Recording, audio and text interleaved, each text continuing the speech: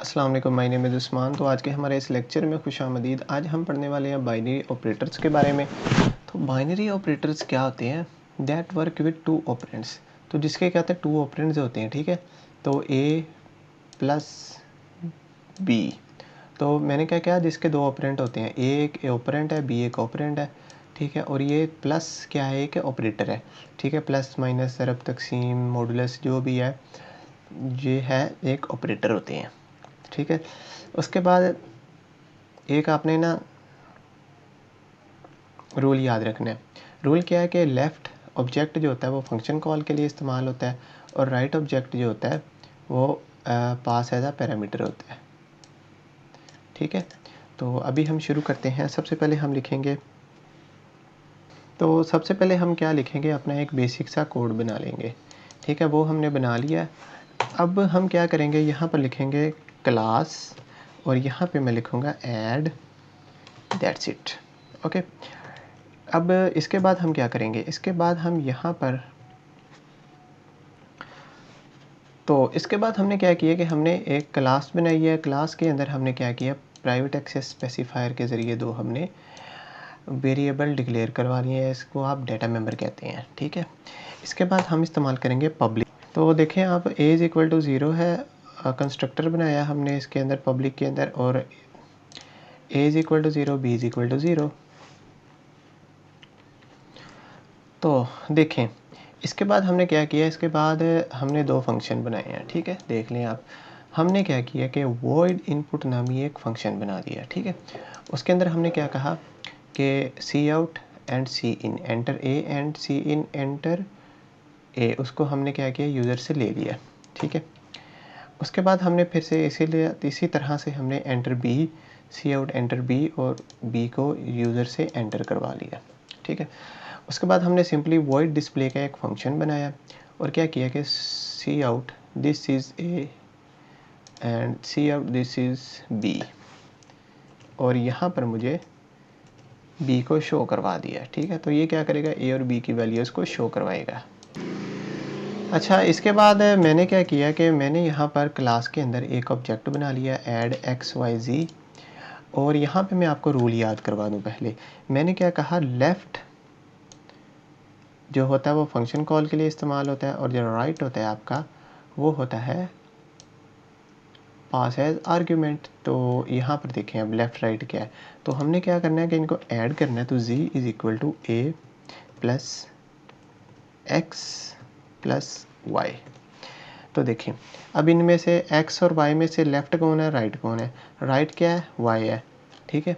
तो अब देखें, राइट y है, तो ये कहाँ पे पास होगा, आर्गुमेंट में पास होगा, ठीक है।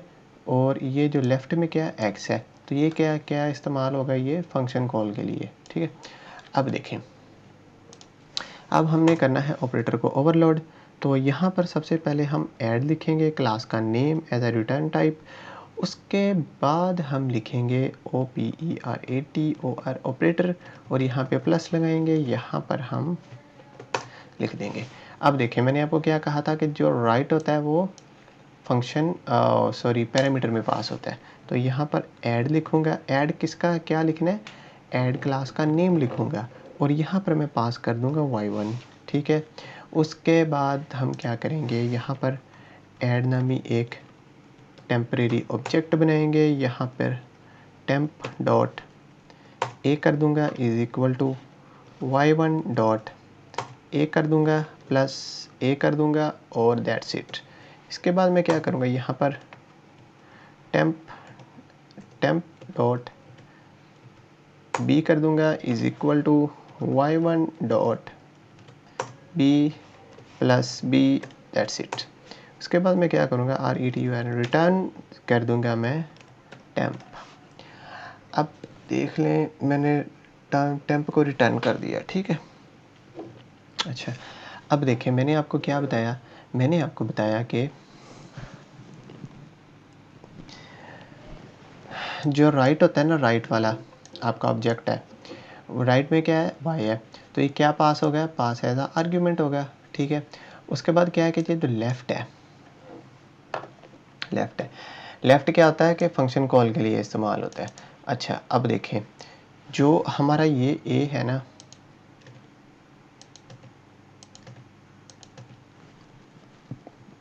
अब देखें ये हमारा एक टेम्परेरी ऑब्जेक्ट है, ठीक है, जो कि सम को स्टोर करेगा।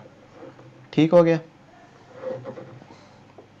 तो ये क्या है, जी है, और यहाँ पर भी हमें एक टेम्परेरी हमने पास बना लिया है ऑब्जेक्ट।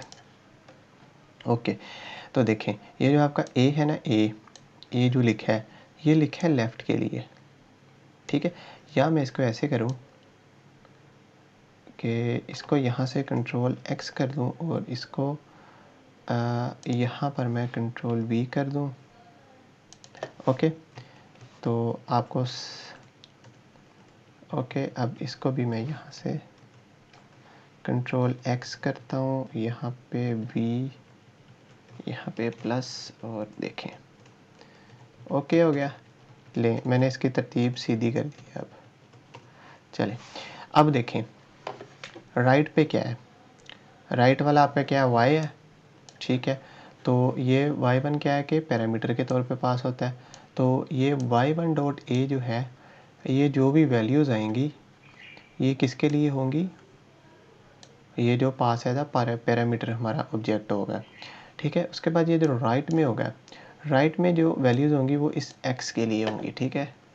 और इसी तरह से ये स्टोर हो जाएंगी इस टेम्प डॉट ए नामी वेरिएबल के अंदर, ठीक है।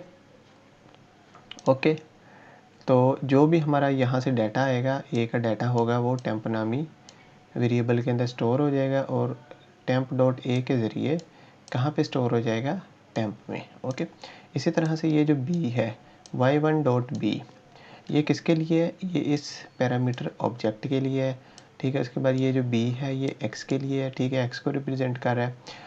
और जो भी इनकी वैल्यूज़ होंगी, जो x की वैल्यू होगी b के लिए, b में, और जो y1 dot B as a parameter values होंगी b की, वो क्या होगा कि ये टेम्प डॉट बी एक्सेस करेगा उन्हें और टेम्प में स्टोर हो जाएंगी।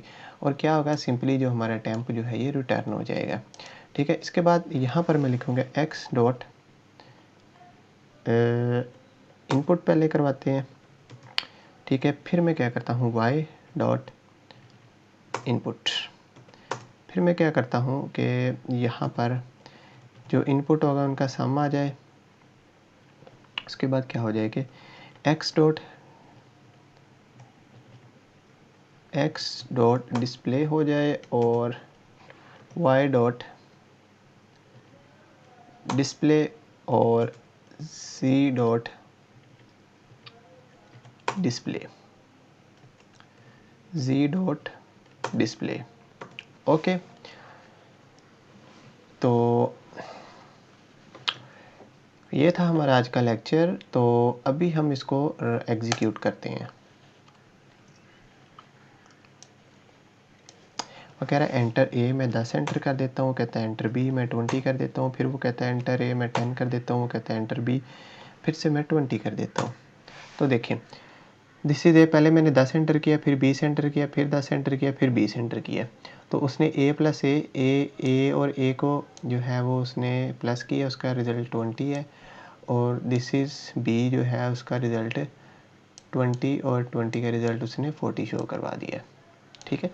तो इस तरह से आप जो है वो बाइनरी ऑपरेटर को ओवरलोड कर सकते हैं। तो आई होप सो कि आपको आज के लेक्चर की समझ आई होगी। मिलते हैं अगले लेक्चर में, तब तक के लिए खुदा हाफिज़।